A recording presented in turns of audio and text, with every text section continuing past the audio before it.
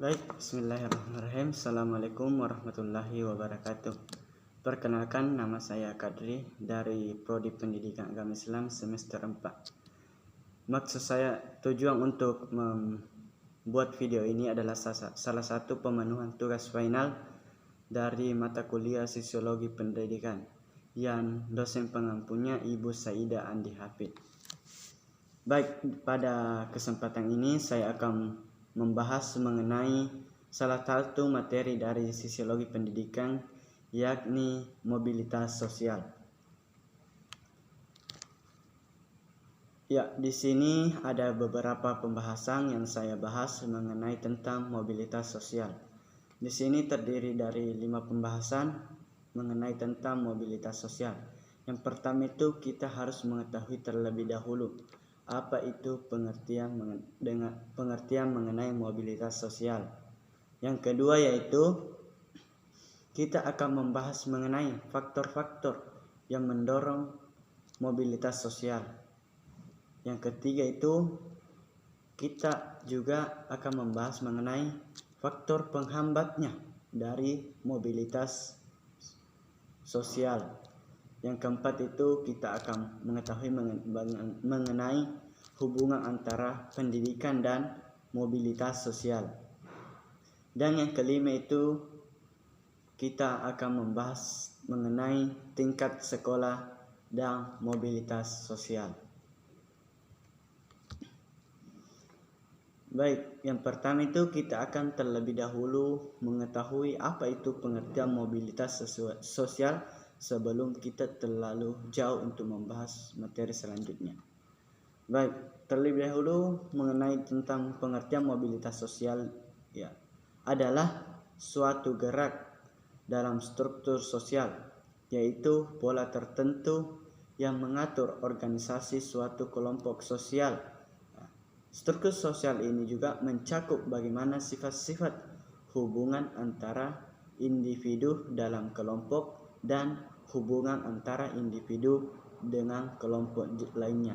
Jadi itulah sedikit mengenai pengertian mobilitas sosial, di mana suatu gerak dalam struktur sosial yang tertentu dan mengatur organisasi dalam suatu kelompok sosial. Selanjutnya kita akan membahas mengenai poin kedua, yakni faktor-faktor yang mendorong mobilitas sosial. Di sini kita akan mengetahui apa sih yang mendorong sehingga terjadinya mobilitas sosial. Di sini terbagi menjadi 4 poin penting yang mendorong faktor pendorong mobilitas sosial. Yang pertama itu status sosialnya. Jadi kita harus dulu mengetahui apa itu status sosial dalam mobilitas sosial ini. Yang kedua itu keadaan ekonomi. Jadi ekonomi juga membantu mendorong mobilitas sosial. Apabila itu ekonomi satu daerah tinggi, maka itu akan mendorong mobilitas sosialnya. Sedangkan apabila ekonomi itu rendah, maka itu dapat menghambat mobilitas sosial pada suatu daerah tersebut. Yang ketiga yaitu situasi politik. Kita harus mengetahui situasi politiknya dulu.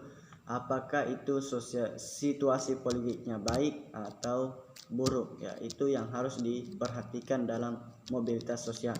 Dan yang keempat itu pertumbuhan penduduk. Mengenai pertumbuhan penduduk, maka di sini bisa simpulkan bahwasanya penduduk ini sangat penting bagi mobilitas sosial. Jika penduduknya lebih tinggi, maka mobilitas sosialnya itu makin baik dan terarah. Sedangkan jika penduduknya rendah, maka mobilitasnya itu akan kurang atau kurang terarah. Itulah faktor-faktor pendorong mobilitas sosial dari 4 poin yang saya jelaskan. Yang pertama itu status sosialnya, yang kedua itu keadaan ekonominya, yang ketiga itu situasi politiknya, dan yang keempat itu pertumbuhan penduduknya. Selanjutnya itu kita akan membahas mengenai poin ketiga. Apa sih faktor penghambat mobilitas sosial? Tadi kita sudah mengetahui apa itu pendorongnya, sekarang kita akan membahas mengenai penghambatnya dari mobilitas sosial itu. Yang pertama itu adanya perbedaan ras dan agama. jika kita berbeda ras dan agama, maka itu akan menjadi penghambat mobilitas sosial. Oleh karena itu, janganlah kita membeda-bedakan antara agama, ras, dan budaya kita. Kita harus samakan agar mobilitas sosial itu dapat berjalan dengan lancar. Yang kedua itu diskriminasi kelas. Yang ketiga itu pengaruh sosialisasi yang kuat. Yang keempat itu kemiskinan. Seperti yang saya sebutkan tadi, bahwasanya jika pendapatan di suatu daerah rendah, maka itu akan menghambat mobilitas pendidikan. Atau jika suatu daerah itu miskin, maka itu akan menjadi penghambat mobilitas sosial. Yang kelima itu perbedaan jenis kelamin. Itulah faktor penghambat mobilitas sosial. Yang pertama itu perbedaan ras dan agama. Yang kedua itu diskriminasi kelas. Yang ketiga itu pengaruh sosialisasi yang kuat. Yang keempat itu kemiskinan. Dan yang kelima itu perbedaan jenis kelamin. Selanjutnya itu poin keempat, pendidikan dan mobilitas sosial. Apa hubungannya antara pendidikan dan mobilitas sosial? Di sini saya mengambil satu pendapat mengenai hubungan antara pendidikan dan mobilitas sosial yang dikemukakan oleh Robert G. Burkes dalam Bahar 1989, bahwa sistem pendidikanlah yang menjadi mekanisme mobilitas sosial. Adapun dari pendapat Ivan Reid 1989 menyatakan bahwa pendidikan memainkan peranan penting dalam mobilitas sosial, sekalipun tidak tertuju pada penempatan pekerjaan tertentu. Berkaitan dengan peranan pendidikan dalam mobilitas sosial, kita mengetahui bahwa kualifikasi pendidikan harus dihubungkan secara langsung dengan jenis pekerjaan.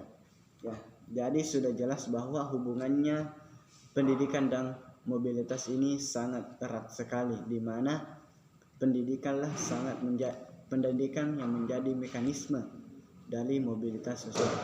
Apabila kita ingin bermobilitas sosial, maka kita harus berpendidikan, karena pendidikanlah yang menjadi mekanismenya atau titiknya dari mobilitas sosial. Yang terakhir yaitu pembahasan kita mengenai tingkat sekolah dan mobilitas sosial. Di sini terbagi menjadi dua poin mengenai tingkat sekolah dan mobilitas sosial. Yang pertama itu pendidikan akan berpengaruh terhadap perubahan masyarakat, dan yang kedua itu pendidikan harus memberikan sumbangan optimal terhadap proses transformasi menuju terwujudnya masyarakat madani. Di sini sudah jelas bahwasannya sekolah atau pendidikan ini berpengaruh terhadap perubahan masyarakat. Oleh karena itu kita harus melakukan suatu pendidikan agar terwujudnya suatu masyarakat yang baik. Dan pendidikan juga memberikan sumbangan yang optimal dalam transformasi terwujudnya masyarakat madani. Baik, itulah sedikit materi yang sempat saya sampaikan pada kesempatan ini. Ada 5 pembahasan. Yang pertama pengertian mobilitas sosial, kedua faktor-faktor pendorong mobilitas sosial, yang ketiga faktor penghambat mobilitas sosial, yang keempat hubungan pendidikan dan mobilitas sosial, dan kelima tingkat sekolah dan mobilitas sosial. Mungkin itu dari saya. Sekian dan terima kasih. Assalamualaikum warahmatullahi wabarakatuh.